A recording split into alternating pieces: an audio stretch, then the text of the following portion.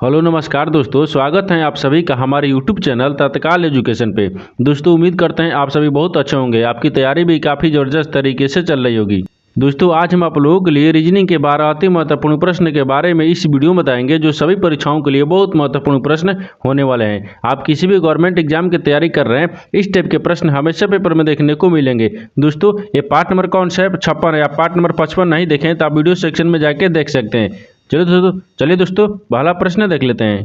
दोस्तों पहला नंबर प्रश्न है, इसमें देखिए नीचे दी गई श्रृंखला श्रेणी में प्रश्नवाचक चिन्ह के स्थान पर कौन सी संख्या आएगी। देखिए नीचे यहाँ पर आपको एक श्रृंखला दी, इन श्रृंखला में बताना इस प्रश्नवाचक चिन्ह पर इन चार ऑप्शन में से कौन सी संख्या यहाँ पर भरा जाएगा। देखिए यहाँ पर सबसे पहले ध्यान से देखते हैं श्रृंखला किस प्रकार से चल रहा है। ठीक है, देखिए यहाँ पर क्या हो रहा है, तीन से क्या हो रहा है, यहाँ पर 6 हो रहा है, 6 से यहाँ पर 8 हो रहा है, 8 से क्या हो रहा है 16 हो रहा है, 16 से यहाँ पर 18 हो रहा है, 18 से यहाँ पर 36 हो रहा है, 36 से आपको अगला संख्या को ज्ञात करना है। देखिए यहाँ पर तीन से क्या लिख रहा है, 6 लिख रहा है, तो 3 में क्या करेंगे, 3 में अगर 2 से गुना करेंगे तो 3 दूना का 6 आ जाएगा, और 6 से क्या लिख रहा है, यहाँ पर 8 लिख रहा है, तो 6 में अगर 2 को जोड़ देंगे तो 8 आ जाएगा, और 8 से देखिए यहाँ पर क्या लिख रहा है, 16 लिख रहा है, 8 में क्या करते हैं 2 से गुना कर देंगे, कितना का 8 दूनी के 16 होता है, और 16 से देखिए यहाँ पर क्या लिख रहा है 18 लिख रहा है, तो 16 में 2 को जोड़ देंगे 18 आ जाएगा।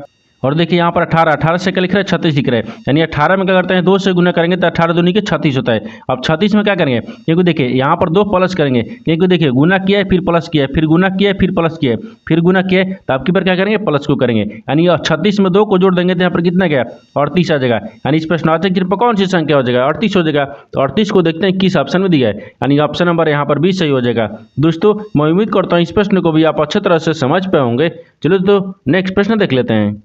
दोस्तों दूसरा प्रश्न है, इसमें देखिए नीचे दी गई विकल्पों में से संबंधित संख्या को चुनिए। देखिए नीचे यहाँ पर आपको एक संबंधित संख्या दी है, यानी 10 जो है आपको 55 से समित है, ठीक उसी प्रकार से यहाँ पर 12 जो है 65 से समित है, ठीक उसी प्रकार से बताना है कि 18 जो है इस प्रश्नवाचक चिन्ह पर इन चार ऑप्शन में से किससे समित होगा। देखिए यहाँ पर सबसे पहले प्रश्न समझते हैं, इस पर बोल कर है। देखिए यानी इसका कहने का मतलब है कि देखिए यहाँ पर 10 जो है आपको 55 से समित है, ठीक उसी प्रकार से 12 को 65 से समित है, आपको 18 को बताना है कि यह प्रश्नवाचक चिन्ह पर कौन सी संख्या भरा जाएगा। देखिए तो 10 को क्या करेंगे कि ये 55 आ जाएगा, तो यहाँ पर 10 में क्या करते हैं, देखिए 10 में क्या करेंगे 5 ले गुना करेंगे तो 10 बचे 50 हो गए, और 50 में 5 को जोड़ देंगे कितना गया 55 आ गया। ठीक उसी प्रकार से यहाँ पर देखिए 12 से क्या लिख रहे हैं 65 लिख रहा है, तो 12 में क्या करते हैं 12 में 5 ले गुना करेंगे तो 12 5 से 60 होता है, और 60 में यहाँ पर 5 को जोड़ देंगे तो कितना गया 65 आ गया। ठीक उसी प्रकार से यहाँ पर देखिए 18 से क्या करेंगे तो 18 में भी 5 से गुना करेंगे तो 18 5 से 90 होता है, और 90 में 5 को जोड़ देंगे तो कितना गया यहाँ पर 95 आ जाएगा, यानी इस प्रश्नवाचक चिन्ह पर कौन सी संख्या भरा जाएगा 95 हो जाएगा। तो 95 को देखते हैं किस ऑप्शन में दिख रहा है, यानी ऑप्शन नंबर यहाँ पर सी सही हो जाएगा। दोस्तों मैं उम्मीद करता हूँ इस प्रश्न को भी आप अच्छे तरह से समझ पाए होंगे। चलो दोस्तों नेक्स्ट प्रश्न देख लेते हैं। दोस्तों तीसरा नंबर प्रश्न है, इसमें देखिए नीचे दिए गए आकृति में कितने वर्ग हैं। देखिए यहाँ पर पहले प्रश्न समझिए, इसमें बोल कर है, यहाँ पर बोल रहा है कि नीचे आपको यहाँ पर एक आकृति दी है, इन आकृति में बताना कि वर्गों की संख्या कितना है। देखिए तो यहाँ पर क्या करिएगा, वीडियो को रोककर खुद अपने आप से बनाने का कोशिश करिएगा, और 12 प्रश्न में से आपने कितने प्रश्न सही किए हैं वीडियो को लास्ट में कमेंट में जरूर बताएगा। और इस चैनल पर पहली बार आए हैं तो चैनल को सब्सक्राइब कर बेल आइकन घंटी को प्रेस जरूर कर लीजिएगा, कि सबसे पहले इस तरह का क्लास आपको मिलता रहे। देखिए तो यहाँ पर सबसे पहले ध्यान से देखते हैं कि इस आकृति में यानी वर्गों की संख्या कितने दिख रही है। देखिए यहाँ पर देखिए ये आपको एक अलग बनेगा, ठीक है, देखिए यहाँ पर बन रहा है, ये क्या बन रहा है एक अलग हो गया, ठीक है। देखिए यहाँ पर 1 हो गया, ये 2 हो गया, ये 3 हो गया, और ये 4 हो गया, यानी इसमें अभी आकृति कितना दिख रहा है 4 को दिख रहा है, क्योंकि देखिए यहाँ पर 1 हो गया, और इधर से ये 2 हो गया, ठीक है 2 बन गया, यहाँ से एक 3 बन गया, और यहाँ से एक 4 बन गया, ठीक है 4 बन रहा है, और एक बड़ा वाला ही बनेगा ना, कितना रहे 5 अगर है, कितना है 5, क्योंकि वर्ग का मतलब क्या होता है कि चारों को ना बराबर होना चाहिए, ठीक है, उसी को वर्ग बोलते हैं। तो यहाँ पर 5 को दिख रहा है, जब ये 5 को दिख रहा है, इसी तरह का आकृति देखिए ऑप्शन इसमें भी दिख रहा है, इसमें भी दिख रहा है, तो इसमें भी क्या हो जाएगा, इसमें भी आपको 5 को बनेगा, ठीक है। उसी तरह का देखिए ये भी आकृति है, यानी इसमें भी क्या बनेगा, इसमें भी आपको वर्गों की संख्या 5 को बनेगा, यानी इसका मतलब क्या दिख रहा है, तो यहाँ पर तीनों क्या करते हैं जोड़ लेते हैं, यानी 5 हो गया, फिर प्लस में 5 हो गया, फिर प्लस में 5 हो गया, ठीक है। इन तीनों को आपस में जोड़ेंगे तो कितना गया 15 हो गया, कितना गया 15 हो गया, यानी इस आकृति में कितने यानी वर्गों की संख्या बन रहा है तो 15 हो जाएगा। तो 15 को देखते हैं किस ऑप्शन में दिख रहा है, यानी ऑप्शन नंबर यहाँ पर सी सही हो जाएगा। दोस्तों मैं उम्मीद करता हूँ इस प्रश्न को भी आप अच्छे तरह से समझ पाए होंगे। चलो तो नेक्स्ट प्रश्न देख लेते हैं। तो 4 नंबर प्रश्न है, इसमें देखिए P एक पंक्ति के मध्य में है, यानी जहां से वह बाएं से 20वें स्थान पर है। पंक्ति में व्यक्तियों की कुल संख्या की यानी क्या है। ठीक है, देखिए यहाँ पर सबसे पहले प्रश्न समझिए, इसमें बोल कर है, यहाँ पर बोल रहा है कि एक पंक्ति है। ठीक है, एक पंक्ति में पी जो है ना, पी एक पंक्ति में मध्य में है। तो मान लीजिए यहाँ पर पी को रखते हैं। ठीक है, ये मध्य में बैठ रहा है, यानी इधर से भी बैठ रहा है और इधर से भी बैठ रहा है। ठीक है, दोनों ओर के बीच में क्या दिया, ए आपको पी दिया है। बोल रहा है कि जहाँ से वह बाई, देखिए बाएं से क्या बोल रहा है, 20वें स्थान पर है। तो देखिए यहाँ पर क्या होता है, ये बाएं होता है। ठीक है, ये बाएं हो गया, इधर से दाहिने होता है, लेकिन 22 से क्या दिख रहा है आपको, 20वां दिख रहा है। यहाँ पर 20 होगा। ठीक है, बाएं से कितना दिख रहा है, 20वां दिख रहा है। आगे बढ़ रहा है कि पंक्ति में कुल व्यक्तियों की संख्या क्या है। अब देखिए, जब ये बाएं से आपको 20वां दिख रहा है तो दाहिने से भी आपको 20वां दिखेगा ना, क्योंकि दोनों तरफ से क्या दिख रहा है, यानी मध्य में दोनों दिख रहा है, तो दोनों तरफ से गिनेंगे ना, क्योंकि देखिए यहाँ पर बाएं से भी गिनेंगे तो 20 आएगा और यहाँ पर दाहिने से भी गिनेंगे तो 20 आएगा, क्योंकि दोनों के बीच में दिख रहा है। ये क्या दिए, पी आपको मध्य में दिया है, यानी दोनों तरफ से 20 रहा है, तो इसमें भी क्या करेंगे, दो को, यानी इसमें भी 20 रखेंगे। ठीक है, यानी इसका मतलब क्या होगा, देखिए यहाँ पर 20 हो गया, फिर प्लस क्या होगा, यहाँ पर 20 हो गया, दोनों को आपस में जोड़ लेंगे। अब जो संख्या पूछ रहा है, देखिए कि पंक्ति में व्यक्तियों की कुल संख्या, इसमें -1 कर लेंगे। अब यहाँ पर सोल्व करेंगे, देखिए इन दोनों को जोड़ेंगे तो कितना आ जाएगा, यहाँ पर 40 आएगा। ठीक है, और 40 में से 1 को माइनस करेंगे तो कितना गया, यहाँ पर 39 आ गया। यानी इसमें वही बताना है कि देखिए व्यक्तियों की कुल संख्या कितनी हो गई, तो व्यक्तियों की कुल संख्या क्या है, 39 को है। तो 39 को देखते हैं किस ऑप्शन में दिख रहा है, यानी ऑप्शन नंबर यहाँ पर डी सही हो जाएगा। दोस्तों मैं उम्मीद करता हूँ इस प्रश्न को भी आप अच्छे तरह से समझ पाए होंगे। चलो तो नेक्स्ट प्रश्न देख लेते हैं। दोस्तों 5वां प्रश्न है, इसमें देखिए नीचे दिए गए प्रश्न आकृति में लुप्त संख्या ज्ञात कीजिए। देखिए नीचे यहाँ पर आपको एक प्रश्न आकृति दिया है, जिसमें बताना है कि इस प्रश्नवाचक चिन्ह पर इन 4 ऑप्शन में से कौन सी संख्या यहाँ पर भरा जाएगा। देखिए इस तरह के प्रश्न में क्या होता है, इस तरह के प्रश्न में या तो रो में ज्ञात करते हैं, या तो कॉलम में ज्ञात करते हैं, या तो जिधर बड़ी संख्या दिया रहता है उधर भी ज्ञात करते हैं। ठीक है, देखिए यहाँ पर सबसे पहले रो या कॉलम में ध्यान से देख लेते हैं किस प्रकार से बन रहा है। देखिए यहाँ पर 16 दिया है और 14 दिया है, इन दोनों को आपस में जोड़ेंगे तो क्या 18 आएगा, नहीं आएगा। यानी इस प्रकार से आपको सोल्व नहीं कर सकता है। इसी प्रकार से देखिए नीचे से ऊपर आएंगे, यानी देखिए ये 16 दिख रहा है, ये 58 दिख रहा है और यहाँ पर 13 दिख रहा है। यानी देखिए इधर से जोड़ेंगे तो आएगा ना, इधर से जोड़ेंगे पर 16 आएगा। यानी इसका मतलब क्या दिख रहा है कि हमको बड़ी संख्या की तरफ ले चलना होगा। ठीक है, देखिए तो बड़ी संख्या क्या दिखना है, बड़ी संख्या देखिए यहाँ पर क्या दिख रहा है, यहाँ पर दिख रहा है, क्योंकि देखिए 58 दिख रहा है, 44 दिख रहा है और यहाँ पर प्रश्नवाचक नहीं दिया है। देखिए क्योंकि 16 दिख रहा है और 13 से बड़ी संख्या 58 हो गया, 14 से और यहाँ पर 5 ले भी बड़ी संख्या 44 दिख रहा है। ठीक उसी प्रकार से रखते हैं तीसरा में। देखिए तो सबसे पहले क्या करते हैं, बड़ी संख्या की तरफ हमको ज्ञात करना होगा। उससे पहले क्या करेंगे, यहाँ पर देखिए 16 को और 13 को आपस में क्या करेंगे कि बीच में 58 आ जाएगा। ठीक है, देखिए तो इन दोनों को आपस में जोड़ लेते हैं। ठीक है, यहाँ पर क्या दिख रहा है, 16 दिख रहा है, देखिए यहाँ पर जोड़ते हैं, यहाँ पर क्या दिख रहा है, 16 हो गया, 16 को और प्लस में यहाँ पर 13 को जोड़ देंगे, इन दोनों को आपस में 13 से दोनों को जोड़ेंगे और 2 से गुना कर देंगे, क्योंकि देखिए यहाँ पर 13 को और 16 को आपस में जोड़ते हैं, देखिए कितना गया यहाँ पर, देखिए तो 6 3 कितना गया, 9 हो गया और यहाँ पर 29 हो गया, 29 में यहाँ पर लिखते हैं। ठीक है, ये कितना गया यहाँ पर देखिए 29 आ गया, 29 में क्या करते हैं 2 से गुना करेंगे।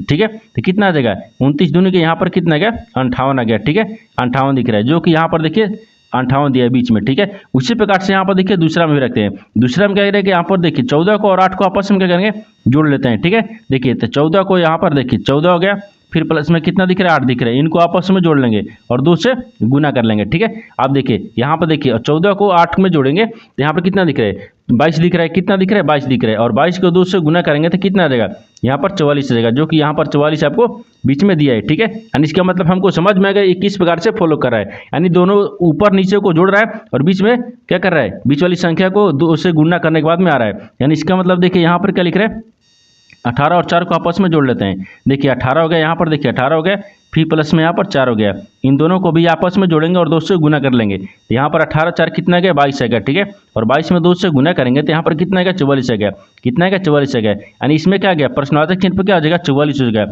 यानी 44 को देखते हैं किस ऑप्शन में दिख रहा है, यानी ऑप्शन नंबर कौन सा हो जाएगा, तो ऑप्शन नंबर यहाँ पर डी सही हो जाएगा। दोस्तों मैं उम्मीद करता हूँ इस प्रश्न को भी आप अच्छे तरह से समझ पाए होंगे। चलो तो नेक्स्ट प्रश्न देख लेते हैं। दोस्तों 96वां प्रश्न है, इसमें देखिए उच्च वेन आरेख का चयन करें जो दिए गए वर्गों के बीच संबंध को सर्वोत्तम रूप से दर्शाता है। देखिए नीचे यहाँ पर आपको 3 शब्द दिए, इन तीनों शब्द को बताना है कि आपस में किस प्रकार से समित है और इन 4 वेन डायग्राम में से कौन सा वेन डायग्राम बनेगा। देखिए तो यहाँ पर सबसे पहले ध्यान से देखते हैं इन तीनों शब्द में से कॉमन आपको कौन सा मिल रहा है। देखिए घर दिया है, टेबल दिया और लालटेन दिया है। ये देखिए घर जो है आपको टेबल से समित है नहीं है, लालटेन क्या आपको टेबल लालटेन से समित है नहीं है, यानी लालटेन क्या घर से समित है नहीं है, और लालटेन क्या टेबल से समित है नहीं है। यानी तीनों आपस में एक किसी प्रकार से समित नहीं दिख रहा है, यानी तीनों क्या बनेगा, तीनों का वेन डायग्राम आपको अलग अलग बनेगा। ठीक है, देखिए क्योंकि यहाँ पर क्या दिख रहा है घर दिख रहा है, तो घर आपको अलग हो गया, ये घर रखते हैं। ठीक है, और यहाँ पर क्या मिल रहा है टेबल दिख रहा है, तो टेबल को भी आपको अलग रखेंगे। ठीक है, ये टेबल हो गया। ये टेबल दिख रहा है। और यहाँ पर लालटेन दिख रहा है, लालटेन को भी क्या करेंगे, अलग ही रखेंगे। ये लालटेन हो गया, ठीक है, लालटेन हो गया। देखिए तीनों आपस में किसी प्रकार से संबंधित नहीं दिख रहे हैं, तीनों आपको अलग अलग बनेगा। तो आपस में तीनों देखिए इस तरह का वेन डायग्राम बनेगा। इस तरह का वेन डायग्राम देखते हैं किस ऑप्शन में दिख रहा है, यानी ऑप्शन नंबर यहाँ डी में दिख रहा है, यानी ऑप्शन नंबर डी आपका सही हो जाएगा। दोस्तों मैं उम्मीद करता हूँ इस प्रश्न को भी आप अच्छे तरह से समझ पाए होंगे। चलिए तो नेक्स्ट प्रश्न देख लेते हैं। दोस्तों 7 नंबर प्रश्न है, इसमें देखिए अगर 18 फरवरी 1997 सोमवार था तो 18 फरवरी 1999 को कौन सा दिन होगा। देखिए यहाँ पर सबसे पहले प्रश्न समझिए इसमें बोल कर है, यहाँ पर क्या बोल रहा है, कैलेंडर से आपको समझ प्रश्न दिया है जो कि बोल रहा है कि अगर 18 फरवरी 1997 को सोमवार था। देखिए यहाँ पर क्या बोल रहा है कि 18 फरवरी दिया है, ठीक है, ये फरवरी रखते हैं, ये फरवरी हो गया। 18 फरवरी क्या दिया है यहाँ पर 1997 दिया है, ठीक है। अरे 1997 को कौन सा दिन था, तो यहाँ पर सोमवार दिया है, ठीक है, ये सोमवार हो गया। यहाँ पर सोमवार अच्छे तरीके से लिख दें, ठीक है।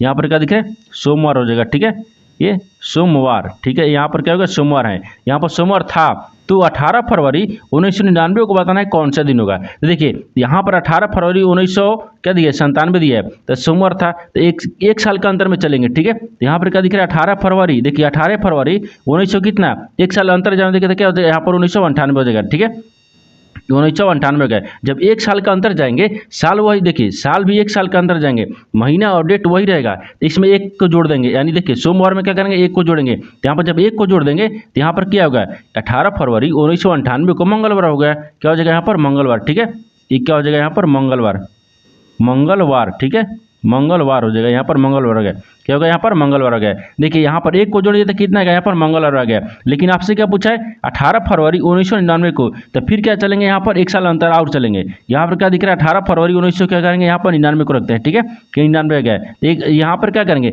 मंगलवार में भी क्या करेंगे, एक को जोड़ेंगे, ठीक है, मंगलवार में क्या करेंगे, एक को जोड़ेंगे, तो मंगलवार में जब एक को जोड़ेंगे तो यहाँ पर क्या आ गया, यहाँ पर बुधवार आ गया, ठीक है, यह क्या हो गया, यहाँ पर बुधवार आ गया। देखिए जो कि आपको बुधवार आ गया, लेकिन सवाल आपको वही पूछा है कि 18 फरवरी 1999 को कौन सा दिन होगा। तो देखिए 18 फरवरी 1999 को यहाँ पर बुधवार हो जाएगा।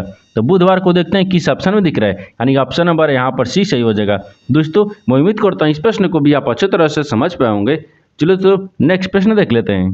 दोस्तों 8 नंबर प्रश्न है, इसमें देखिए जैसे पहला संख्या एक संबंधित दूसरी संख्या से है, उसी प्रकार तीसरी संख्या का संबंध बताइए। देखिए यहाँ पर सबसे पहले प्रश्न समझिए इसमें बोल कर है। देखिए यहाँ पर क्या बोल रहा है, ये बोल रहा है, इसका कहने का मतलब है कि जो पहली संख्या है ना वो दूसरी से संबंधित है, ठीक उसी प्रकार से बताना है कि तीसरी जो संख्या है वो चौथी से किस प्रकार से संबंधित होगा। देखिए तो सबसे पहले देखते हैं कि जो पहली संख्या है ना वो दूसरी से किस प्रकार से संबंधित दिख रहा है। देखिए यहाँ पर क्या दिख रहा है, देखिए यहाँ पर क्या लिख रहा है, 7 लिख रहा है, और यहाँ इसमें 7 दिया, रुपये दिया है, और यहाँ पर 4 लिख रहा है। उसके बाद में देखिए 49 दिया है और रुपये दिए, और यहाँ पर 16 लिख रहा है। देखिए पहली और दूसरी से किस प्रकार से संबंधित है, देखिए इसको ध्यान से देखने के बाद में हमको क्या दिख रहा है, देखिए यही दिख रहा है, यहाँ पर क्या लिख रहा है, 7 लिख रहा है, ये 7 लिख रहे हैं, ये 7 का स्क्वायर करें, ठीक है, और यहाँ पर 7 का स्क्वायर करेंगे तो कितना आ जाएगा, 49 आएगा। देखिए यहाँ पर क्या लिख रहे हैं, 49 लिख रहे हैं, या इस प्रकार से रखते हैं। देखिए यहाँ पर कहते हैं इसको रखते हैं, इसको देखिए यहाँ से करते हैं, देखिए ये वाला आपको 7 दिख रहा है, तो 7 का क्या करते हैं, देखिए यहाँ पर 7 का,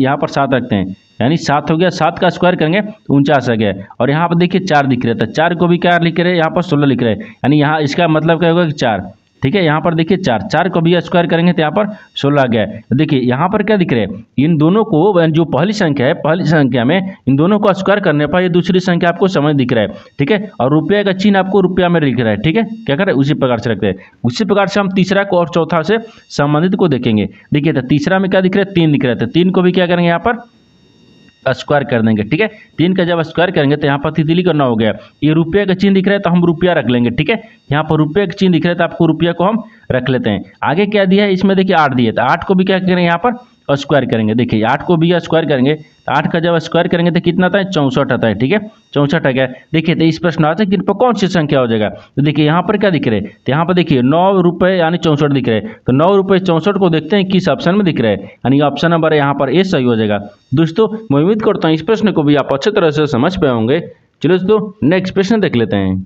दोस्तों 9 नंबर प्रश्न है, इसमें देखिए कितने मोबाइल बैटरी नहीं है। देखिए यहाँ पर सबसे पहले प्रश्न समझिए, इसमें बोल कर है, देखिए यहाँ पर बोल रहा है कि कितने जो मोबाइल है वो बैटरी नहीं है। देखिए यहाँ पर आपको एक वेन डायग्राम दिया है जिसमें बताना क्या है, जिसमें बताना है कि इसमें देखिए पूछा है कि कितने मोबाइल कितने मोबाइल बैटरी नहीं है, क्या बोल रहा है, इसमें बताना है कि कितने ऐसे मोबाइल हैं जो कि बैटरी नहीं है। तो क्या करेंगे, बैटरी देखिए यहाँ पर क्या दिख रहा है विरित, आपको क्या दिख रहा है यहाँ पर मोबाइल दिख रहा है, ठीक है, मोबाइल दिख रहा है। ये आपको देखिए, ये आपको त्रिभुज क्या दिख रहा है, बैटरी दिख रहा है। तो आपसे सवाल वही पूछा है कि कितने ऐसे मोबाइल हैं जो बैटरी नहीं है। तो बैटरी नहीं है तो बैटरी को क्या करेंगे, हम काट लेंगे, क्योंकि हमको बैटरी को लेना नहीं है, ठीक है, बैटरी को हम काट लेते हैं। हमको केवल मोबाइल बताना है कि इसमें कितने हैं जो कि बैटरी नहीं है। देखिए यहाँ पर अगर क्या लिखेंगे, ये आपको 5 दिख रहा है जो कि खाली मोबाइल दिख रहा है, 9 दिख रहा है, ये भी आपको मोबाइल दिख रहा है, बैटरी नहीं दिख रहा है। क्योंकि देखिए त्रिभुज अलग दिख रहा है, त्रिभुज अलग दिख रहा है ना, दिख रहा है। तो यहाँ पर देखिए, यहाँ पर 5 हो गया और प्लस 9 हो गया, इन दोनों को आपस में जोड़ेंगे तो कितना गया, 14, यानी 14 गया, कितने गया, 14 गया, जो कि यहाँ पर मोबाइल है, क्या है पर मोबाइल रखते हैं, ठीक है, मोबाइल हो गया ना, यहाँ पर मोबाइल हो गया, ठीक है, ये क्या हो जाएगा, यहाँ पर मोबाइल दिया, ठीक है, ये मोबाइल है, क्या है, मोबाइल है। यानी देखिए इन दोनों को आपस में जोड़ने के बाद में 14 गया, यानी 14 ऐसी मोबाइल है जो कि बैटरी नहीं है। तो यहाँ पर क्या हो जाएगा, 14 हो जाएगा। तो 14 को देखते हैं किस ऑप्शन में दिख रहा है, यानी ऑप्शन नंबर यहाँ पर डी सही हो जाएगा। दोस्तों मैं उम्मीद करता हूँ इस प्रश्न को भी आप अच्छे तरह से समझ पाए होंगे। चलो तो नेक्स्ट प्रश्न देख लेते हैं। दोस्तों 10वां प्रश्न है, इसमें देखिए राधा ने सीता से कहा, यानी मेरी माँ के इकलौते भाई का यानी पुत्र तुम्हारा भाई है, यानी राधा का सीता से क्या संबंध है। देखिए यहाँ पर सबसे पहले प्रश्न समझिए, इसमें बोल कर है, ठीक है। देखिए यहाँ पर क्या बोल रहा है, यहाँ पर ध्यान से देखिएगा इसमें क्या बोल रहा है। देखिए राधा ने सीता से कहा, ठीक है, तो यहाँ पर सबसे पहले क्या रहते हैं, राधा को रखते हैं, ठीक है। देखिए यहाँ पर क्या रखेंगे, राधा को, ये राधा हो गया, ठीक है, राधा, राधा जो है ना वो सीता से कहती है, तो यहाँ पर मान लीजिए सीता को रखते हैं, ठीक है, ये क्या होगा, यहाँ पर सीता हो गया, ठीक है। राधा ने सीता से कहा, यानी मेरी माँ के, देखिए मेरी माँ यानी किसके, राधा की माँ, तो यहाँ पर राधा की माँ को रखते हैं। माँ किसके लिए रखेंगे, यानी यहाँ पर देखिए मान यानी गोल यानी जो वृत्त रखेंगे वो क्या रखेंगे, माँ के रखेंगे, ठीक है, ये माँ हो गया यहाँ तक, ठीक है। आगे देखिए, आगे क्या बोल रहा है, इकलौते भाई क्या, तुम इकलौते भाई का, देखिए तो माँ के इकलौते भाई, देखिए राधा के माँ के इकलौते भाई, तो यहाँ पर इकलौते भाई को रखते हैं, ठीक है। तो भाई आपको यानी प्लस ले, जो आपको पुरुष है उसको क्या करेंगे, त्रिभुज ले सूचित करेंगे, ठीक है, ये प्लस हो गया, ये क्या है, यहाँ पर भाई है, ठीक है, ये भाई हो गया। आगे बोल रहा है भाई का यानी पुत्र तुम्हारा भाई है, यानी भाई का पुत्र, तो भाई का पुत्र यहाँ पर रखते हैं, ठीक है। ये क्या दिख रहा है, पुत्र दिख रहा था, पुत्र आपको त्रिभुज ले सूचित करेंगे क्योंकि प्लस हो गया, ठीक है, ये पुत्र हो गया यहाँ तक, ठीक है। आगे देखिए, आगे बोल रहा है कि पुत्र है, तो राधा का सीता से क्या संबंध है, वही बताना है कि राधा को सीता से क्या संबंध है, ठीक है। अब देखिए यहाँ पर ध्यान दीजिएगा, एक बार फिर से क्या करेंगे, प्रश्न को पढ़ेंगे और डायग्राम को ध्यान से देखेंगे, ठीक है।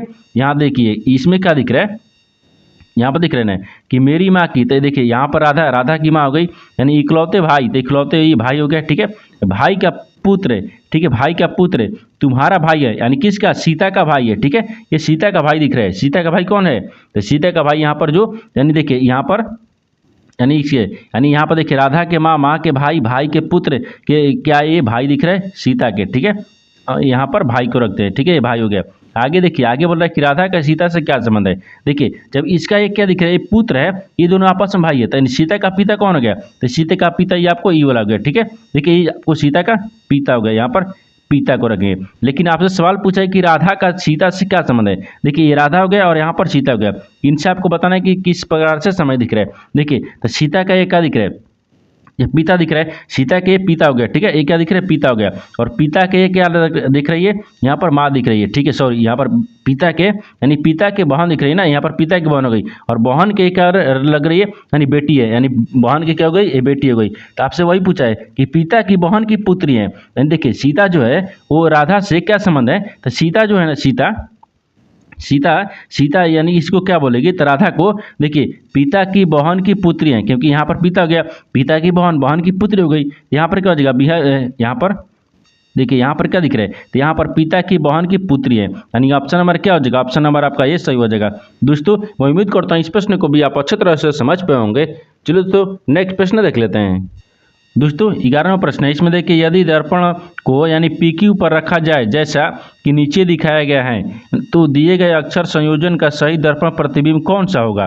देखिए यहाँ पर पहले प्रश्न समझिए, इसमें बोल कर है, देखिए नीचे आपको यहाँ पर एक क्या दिए, आकृति दिया, मान लीजिए क्या दिए, आकृति दिए। इस आकृति को जो हम दर्पण में देखेंगे, ये PQ पे एक दर्पण रखा है, ठीक है। जब इस दर्पण में हम देखेंगे ये किस प्रकार से दर्पण में दिखेगा आपको इसी को बताना है, ठीक है। देखिए तो सबसे पहले इसमें क्या करते हैं, यहाँ पर आपको जो बोल रहा है कि पी क्यू पर रखा गया है, ये पी क्यू पर क्या है, एक दर्पण है, ठीक है। जब इस आकृति को हम जब दर्पण में देखेंगे तो किस प्रकार से दिखेगा, तो सबसे पहले क्या करते हैं, दर्पण में देख लेते हैं, ठीक है। देखिए तो यहाँ पर के को जब हम दर्पण में देखेंगे तो इस प्रकार से दिख जाएगा। यहाँ पर डब्ल्यू को उसी प्रकार से दिखेगा, यू उसी प्रकार से दिख जाएगा, लेकिन पी देखिए, पी क्या दिख रहा है, पी आपको इस प्रकार से दिख जाएगा, ठीक है। सी आपको इस प्रकार से दिखेगा, और जी देखिए जी किस प्रकार से दिख जाएगा, यहाँ पर जी को किस प्रकार से रखेंगे, ठीक है। देखिए तो जी आपको इस प्रकार से हो जाएगा, ये आपको इस प्रकार से होगा, ठीक है।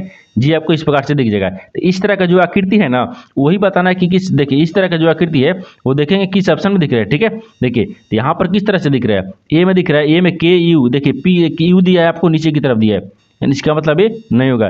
दूसरा को देखते हैं, दूसरा में आपको यहाँ पर जी दे दिया, लेकिन हमको यहाँ पर के लेना है, ई नहीं होगा। सी को देखते हैं, सी में क्या दिख रहा है, इसमें सब दिख रहा है, सही दिख रहा है, यानी ऑप्शन नंबर सी आपका सही हो जाएगा। दोस्तों मैं उम्मीद करता हूँ इस प्रश्न को भी आप अच्छी तरह से समझ पाए होंगे। चलो दोस्तों नेक्स्ट प्रश्न देख लेते हैं। दोस्तों 12वां प्रश्न है, इसमें देखिए कथनों को पढ़े और दिए गए विकल्पों में से निष्कर्ष को चुने। देखिए यहाँ पर कथन निष्कर्ष लिए आपको एक प्रश्न दिए गए है, ठीक है। कथन के आधार पर बोल रहा है कि डायग्राम को बनाएंगे और निष्कर्ष के आधार पर प्रश्न को सोल्व करते हैं। तो सबसे पहले इसमें देखेंगे कथन बोल क्या है, ठीक है। देखिए कथन इसमें क्या बोल रहा है, तो कथन पहला में देखिए सभी भूमि रखते हैं, तो सभी यहाँ पर भूमि को रखते हैं, ठीक है। ये सभी भूमि हो गया, ये सभी भूमि क्या है, यहाँ पर सभी भूमि क्या है, रखता है, क्या है यहाँ पर रखता है, ठीक है। ये रिक्त हो गया, सॉरी यहाँ पर क्या दिख रहा है, रिक्त दिख रहा है, यहाँ पर रिक्त है, यहाँ तक ठीक है। ये दूसरा में क्या बोल रहा है, तो दूसरा में बोल रहा है कि कोई भूमि लड़की नहीं है, जो कोई भूमि है ना वो लड़की नहीं है, तो यहाँ पर लड़की आपको अलग हो गया, ठीक है।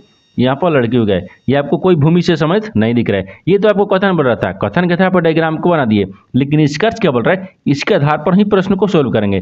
देखिए तो यहाँ पर निष्कर्ष क्या बोल रहा है, निष्कर्ष देखिए पहला में दिया है कि सभी रिक्त भूमि हैं, जो सभी रिक्त है तो क्या भूमि है, देखिए यहाँ पर सभी रिक्त, ये रिक्त दिख रहा है, क्या सभी रिक्त आपको भूमि दिख रहा है, नहीं, सभी भूमि जो है ना वो रिक्त के अंदर दिख रहा है, और रिक्त जो भूमि के अंदर में नहीं दिख रहा है, यानी इसका मतलब एक गलत बोल रहा है, ठीक है, एक गलत बोल रहा है। दूसरा देखते हैं, दूसरा इसमें क्या बोल रहा है कि सभी लड़कियां रिक्त हैं, बोल रहा है कि सभी जो लड़कियां हैं ना वो रिक्त हैं, लड़कियां और रिक्त आपस में किसी प्रकार से समेत नहीं दिख रहा है, इसका मतलब ये भी गलत बोल रहा है, ठीक है। दूसरा भी गलत बोल रहा है, न तो 1 होगा न तो 2 होगा, तो इसमें क्या देगा, कोई भी निष्कर्ष अनुसरण नहीं करता है, यानी ऑप्शन नंबर यहाँ पर क्या हो जाएगा, डी सही हो जाएगा। दोस्तों मैं उम्मीद करता हूँ इस प्रश्न को भी आप अच्छी तरह से समझ पाए होंगे। चलो दोस्तों नेक्स्ट वीडियो में मिलते हैं, तब तक जय हिंद। दोस्तों इस चैनल पर पहली बार आए तो चैनल को सब्सक्राइब कर बेल आइकन घंटी को प्रेस जरूर कर लीजिएगा, क्योंकि सबसे पहले इस तरह का क्लास आपको मिलता रहे।